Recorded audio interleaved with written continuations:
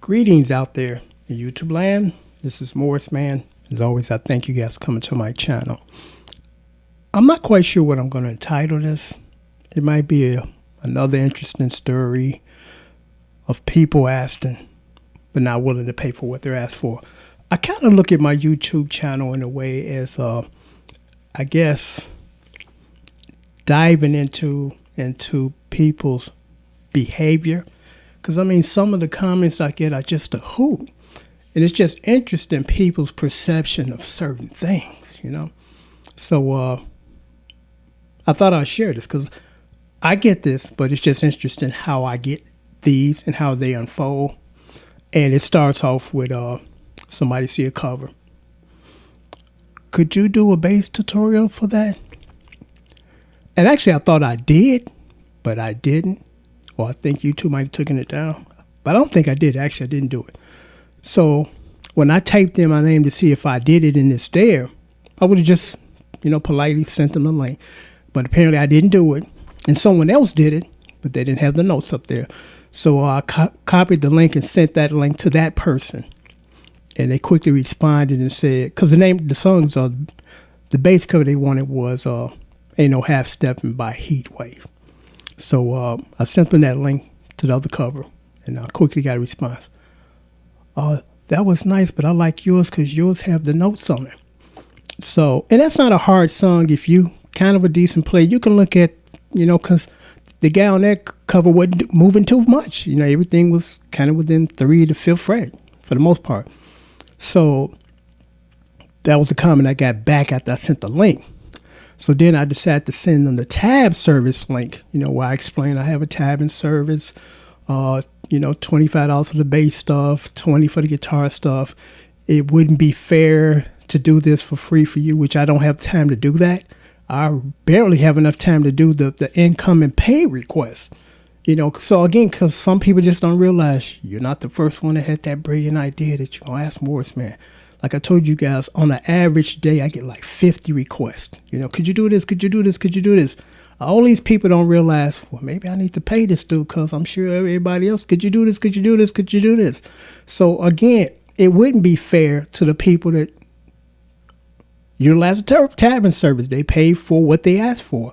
And that's the point here, paying for what you ask for. No one's trying to force you to do this. You came forth and asked for this, so why wouldn't you think that you shouldn't pay for this? It's different if it's been noted all. You gotta do all free requests, And I guess some people are different from most, because like I said, if I need something from you, I'm gonna pay you for your time.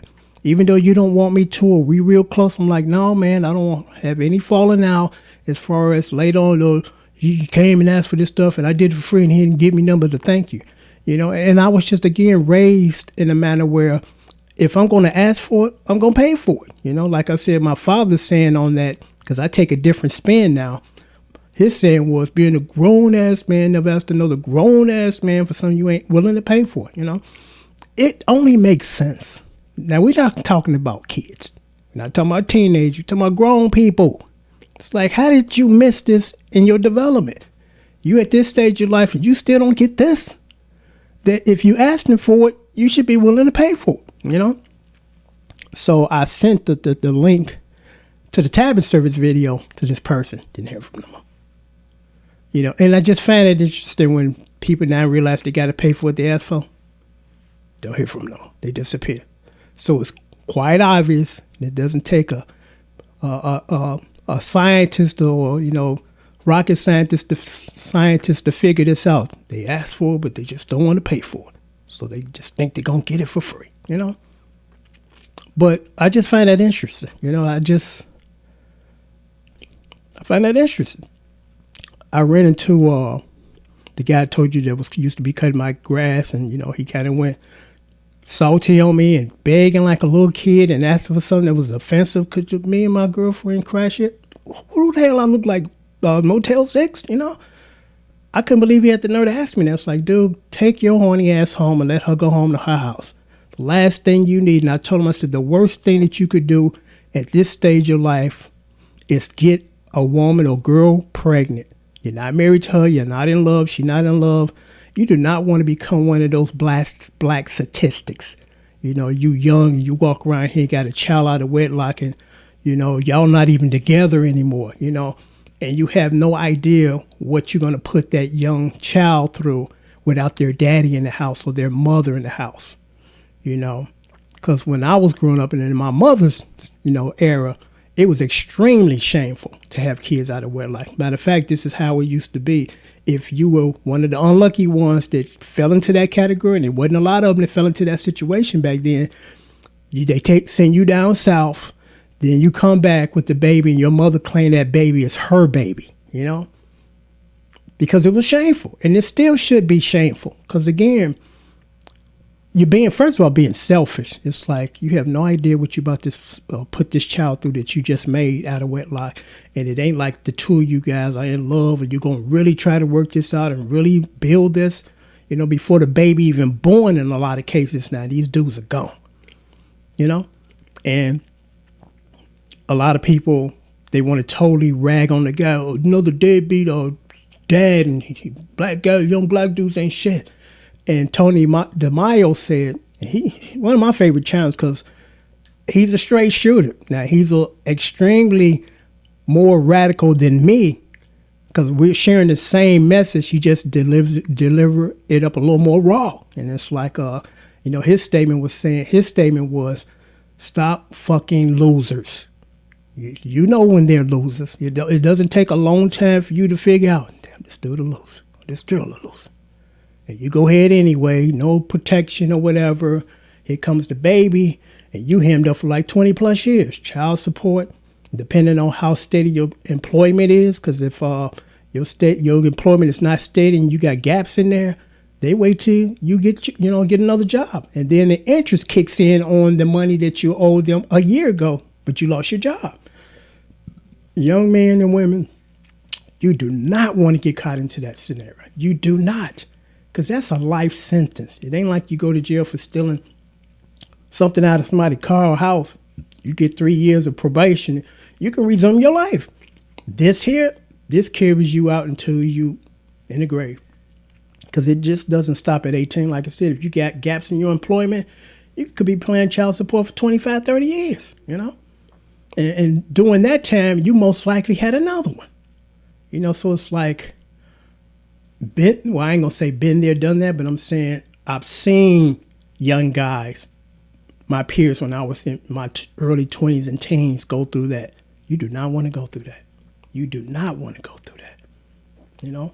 And then depending on the relationship between you and a young woman, if she's salty at you, because perhaps you went on start cheating with another woman while she's sitting there having your baby, that she makes it a living hell for you. Because anybody that has been through the court system when it comes to just getting a fair balance of responsibility of taking care of your child and spending time with them, anybody that has been through that can tell you 100% of surety that in the court system, it is not balanced for men and women. Women are way up here, men are way down there.